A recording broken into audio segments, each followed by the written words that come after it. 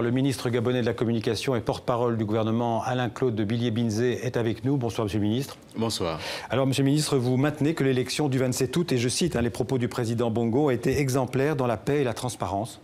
Ce ne sont pas seulement les propos du président Bongo, même la Commission de l'Union européenne l'a dit. Il se trouve que le président Ali Bongo a tout fait pour réunir les conditions d'une élection libre, crédible et transparente. Il a fait venir des observateurs internationaux. Jamais au Gabon, il y a eu 1200 observateurs comme cette année, avec des journalistes qui ont été accrédités sur place. Donc cette élection a été libre. Alors les résultats officiels sont très serrés, vous le savez, moins de 5600 voix d'écart entre Ali Bongo et Jean Ping au total, avec des chiffres parfois étonnants, puisque la participation au niveau du pays serait de 59%, c'est un chiffre que vous ne contestez pas, sauf dans la province du Haut-Ogooué, qui est la région en fait de naissance d'Omar Bongo, la famille Bongo, où la participation serait de 99,93%, dont 95,46% pour Ali Bongo. Est-ce que ce sont des chiffres qui vous semblent crédibles? Mais d'abord, ce score aujourd'hui que vous relevez d'Ali Bongo dans le Haut-Ogooué n'est pas la première fois qu'il fait ce score. Déjà en 2009, dans cette même province... Il avait fait plus de 95% des voix. Il a fait un score autour de 93-94% des voix. Donc ce n'est pas une nouveauté. Et la participation ensuite, qui est beaucoup plus forte qu'ailleurs? Ensuite, pour ce qui est de la participation, elle est effectivement forte. Mais vous savez, M. Ping a mené une campagne délétère sur un discours xénophobe et sur un discours de rejet, en reniant la filiation d'Ali Bongo, ce qui a eu pour conséquence, effectivement, de créer un vote identitaire. Mais le même vote identitaire a eu lieu pour M. Jean Ping, puisque dans ses fiefs, on a compté parfois des bureaux de vote où il gagnait à 104%. Donc ça montre bien que M. Ping ne voulait pas aller à cette élection, puisque dès le départ, il a dit qu'il ne reconnaîtrait pas le résultat de l'élection. Et ce qui importait à M. Ping, c'est de créer les conditions d'un contentieux dans les rues de Libreville. Alors, Monsieur le ministre, l'opposition réclame un recomptage des voix, bureau par bureau. Est-ce que vous êtes prêt à faire ce recomptage? Ce recomptage a été fait lors des commissions, sur les commissions nationales, plutôt locales, provinciales, et au niveau de la commission nationale, ça a été une centralisation. Donc, selon vous, pas besoin de le refaire encore une fois? Non, ce n'est pas ce que je dis. S'il doit être refait, il y a des instances pour le refaire. La Cour constitutionnelle, saisie en contentieux, va pouvoir examiner le recours que l'opposition peut introduire. Et cette fois-ci, s'il faut compter, la Cour le compterait. Ça a été le cas en 2009 et ça peut être encore le cas aujourd'hui. Donc, il n'est pas impossible que les bulletins de vote soient recomptés bureau par bureau? Il n'est pas impossible qu'on examine à nouveau, bureau par bureau, mais dans le cas d'un recours devant la Cour constitutionnelle tel que prévoit la loi gabonaise. Alors vous savez que la France, l'Union européenne, mais aussi les États-Unis réclament justement la publication, sinon le recomptage, en tout cas la publication des résultats bureau par bureau. Est-ce que ce serait possible de le faire? Vous savez, la France, les États-Unis, l'Union européenne sont des partenaires du Gabon. Et nous attendons de partenaires qui nous aident à faire appliquer nos lois. Un partenaire ne peut pas demander qu'on agisse en dehors de la loi, en marge de la loi. Même si c'est pour la transparence, il faut faire évoluer nos lois. Mais tant que nos lois sont ce qu'elles sont, il faut les appliquer.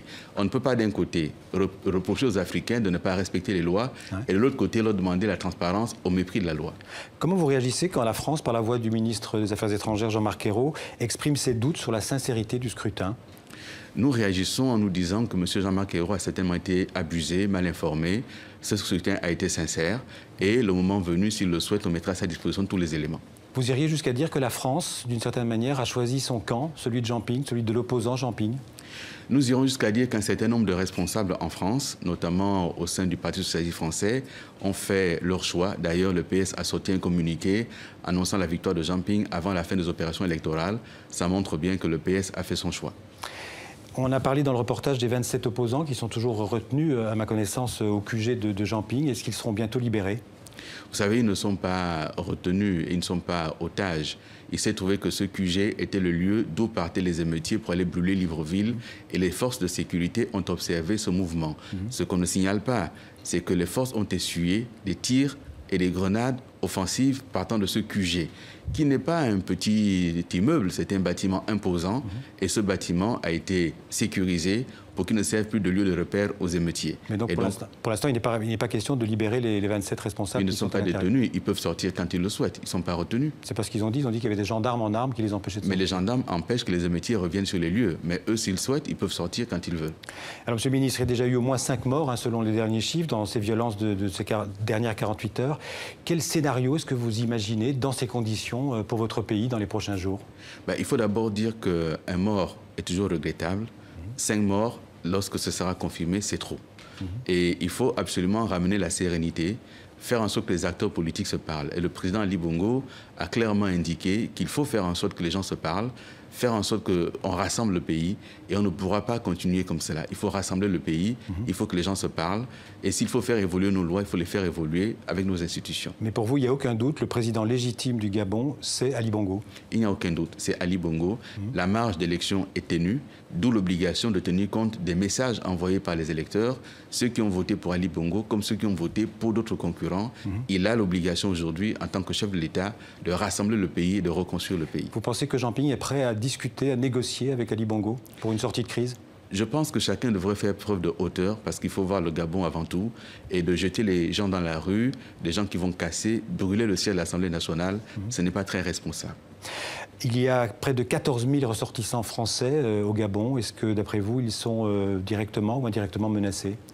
Les ressortissants français, comme ceux des autres pays amis, comme les Gabonais d'ailleurs eux-mêmes, ont choisi notre pays et nous allons tout faire en tant que gouvernement pour maintenir la paix et la sécurité. Aujourd'hui, la situation s'est un peu calmée. Nous allons continuer à agir pour ramener le calme et ramener une situation normale. Cela dit, il faut entendre le message lancé par les électeurs et le président Ali Bongo est tout à fait à l'écoute de ce message.